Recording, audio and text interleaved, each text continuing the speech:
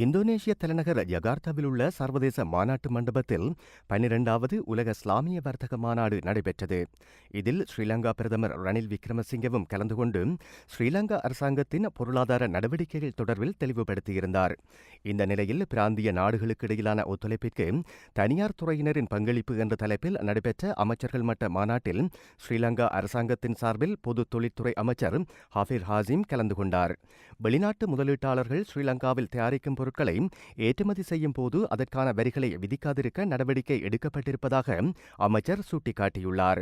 பொருளாதார மற்றும் வர்த்தக கூட்டு நடவடிக்கைகள் வலுவான முறையில் முன்னோக்கி நகர வேண்டுமானால் பிராந்திய நாடுகளுக்கு இடையில் நம்பிக்கை கட்டியெழுப்பப்பட வேண்டியதுடன் தனியார் துறையினரின் பங்களிப்பும் முழுமையாக பெற்றுக் கொள்ளப்படல் வேண்டும் என அமைச்சர் வலியுறுத்தியுள்ளார். தெற்காசிய மற்றும் தென்கிழக்காசிய நாடுகளுடன் ஸ்ரீலங்காவிற்கு நீண்டகாலமாக பொருளாதார கூட்டு நடவடிக்கைகள் நிலவி வருவதையும் சுட்டிக்காட்டியுள்ள அமைச்சர் ஹபீர் ஹாசிம், ஜனாதிபதி மைத்திரிபால சிறிசேன தலைமையிலான தற்போதைய அரசாங்கத்தின் ஆட்சிக் காலத்தில் அதனை மேலும் விஸ்தரிக்க நடவடிக்கை எடுக்கவுள்ளதாகவும் உறுதியளித்தார்.